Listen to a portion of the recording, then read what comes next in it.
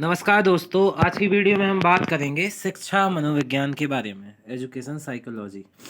तो सबसे पहले जो मनोविज्ञान है, साइकोलॉजी, उसका शब्द का प्रयोग करने का श्रेय सर्वप्रथम रूडोल्फ गोएकल को जाता है, जो कि 1590 में इन्होंने प्रयोग किया था इस शब्द का, मनोविज्ञान या साइकोलॉजी का, रूडोल्फ गोएकल ने। नाम याद रखिएगा। इस वीडियो में ज़्यादातर इम्पोर्टेंट थिंग्स ही हैं पुरानी, जो कि आती हैं, जो डायरेक्टली पूछी जाती हैं पेपर में। तो सबसे पहला हो गया इम्पोर्टेंट पॉइंट है कि मनोविज्ञान शब्द का प्रयोग सर्वप्रथम रूडोल्फ गोएकल ने किया। उसके बाद हम देखते हैं कि जो नेक्स्ट पॉइंट है वो है विलियम जेम्स ने दर्शन शास्त्र से मनोविज्ञान को मुक्त कराया। देखिए, आपने अभी पहले वीडियो में भी जाना कि पहले दर्शन शास्त्र में ही समाहित था मनोविज्ञान, पर मनोविज्ञान को अलग एक विषय बनने का श्रेय बाद में धीरे धीरे उसने अपना खुद का वह विषय बना। पहले मनोविज्ञान को दर्शन शास्त्र के अंतर्गत ही पढ़ा जाता था, फिलॉसफी के अंतर्गत। तो विलियम जेम्स ने दर्शन शास्त्र से मनोविज्ञान को मुक्त कराया, और अमेरिका में मनोविज्ञान के जनक विलियम जेम्स ही हैं। मनोविज्ञान की शाखा शिक्षा मनोविज्ञान की उत्पत्ति 1900 ईस्वी में मानी जाती है। देखिए, अब मनोविज्ञान की भी कई शाखाएं हैं, जिसमें से एक है शिक्षा मनोविज्ञान, जो कि हम लोग पढ़ते हैं एग्ज़ाम के लिए। तो 19वीं शताब्दी में इसकी उत्पत्ति मानी जाती है। उसके बाद है नेक्स्ट पॉइंट आपका कि स्टैनले हॉल, जो कि इम्पोर्टेंट है। स्टैनले हॉल का योगदान अवस्थाओं में, खासकर किशोरावस्था के अध्ययन में के लिए महत्वपूर्ण है, जिस पर उन्होंने अपनी प्रसिद्ध पुस्तक किशोरावस्था या एडोलसेंस लाखों बार परीक्षाओं में पूछी गई है। स्टैनले हॉल की पुस्तक का नाम किशोरावस्था या एडोलसेंस है, याद रखिएगा, बहुत इंपॉर्टेंट पॉइंट है। नेक्स्ट पॉइंट है आपका कि 1913 में सबसे बड़ा योगदान थॉर्नडाइक का। थॉर्नडाइक की पुस्तक का नाम याद रखिएगा, एजुकेशन साइकोलॉजी। कई आपसे पूछ लिया जाए कि एजुकेशन साइकोलॉजी किसकी पुस्तक है, तो आपको याद है कि एजुकेशन साइकोलॉजी आपकी थॉर्नडाइक की पुस्तक है, जिसने शिक्षा मनोविज्ञान को एक स्वतंत्र विषय बना दिया। इस पुस्तक के माध्यम से भी शिक्षा मनोविज्ञान एक स्वतंत्र विषय बना। मनोविज्ञान की एक शाखा है शिक्षा मनोविज्ञान, और एजुकेशन साइकोलॉजी उसी से संबंधित उसमें पुस्तक है थॉर्नडाइक की। उसके बाद रूसो की उनकी पुस्तक, जो रूसो एवं उनकी पुस्तक थी ईमाइल, ने बाल केंद्रित शिक्षा के प्रचार और विकास में योगदान दिया। रूसो ने अपनी पुस्तक, जब बाल केंद्रित शिक्षा के बारे में पढ़ते हैं तो इस पुस्तक का जिक्र होता है कि रूसो की पुस्तक ईमाइल, रूसो की आप पुस्तक भी याद रख सकते हैं, ईमाइल, और उसने एक बाल केंद्रित शिक्षा पर जोर दिया। अब यहाँ पे वर्ड आता है एजुकेशन। एजुकेशन वर्ड से तात्पर्य कैसे बना एजुकेशन वर्ड, इसको यहाँ पे हम जानेंगे।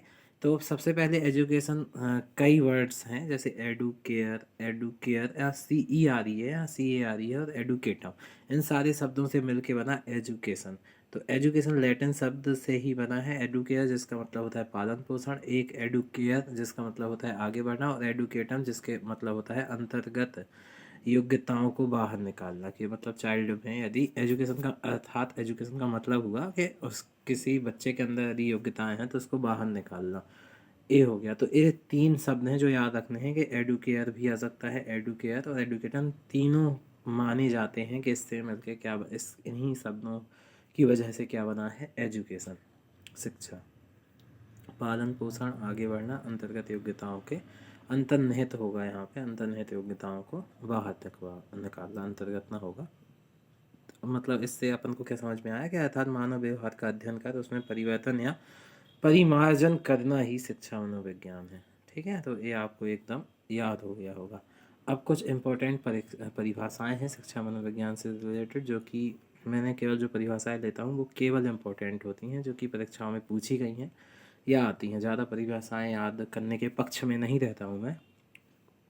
जैसे परिभाषा है रूसो की, कि बालक एक पुस्तक के समान है जिसका अध्ययन प्रत्येक अध्यापक को करना चाहिए। तो ये फर्स्ट परिभाषा हो गई कि बालक एक पुस्तक के समान है जिसका अध्ययन प्रत्येक अध्यापक को करना चाहिए। याद रखें किसने बोला है, रूसो ने।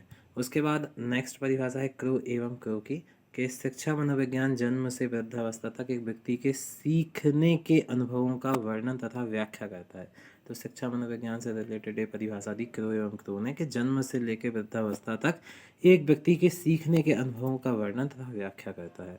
नेक्स्ट परिभाषा थी स्किनर की कि मनोविज्ञान शिक्षा का आधारभूत विज्ञान है। मनोविज्ञान शिक्षा का आधारभूत विज्ञान, तो मनोविज्ञान को शिक्षा का आधारभूत विज्ञान किसने बोला? तो स्किनर ने। उसके बाद है स्टीफन ने कि शिक्षा मनोविज्ञान शैक्षिक विकास का क्रमिक अध्ययन है। शैक्षिक विकास का क्रमिक अध्ययन किसने बोला है? स्टीफन ने।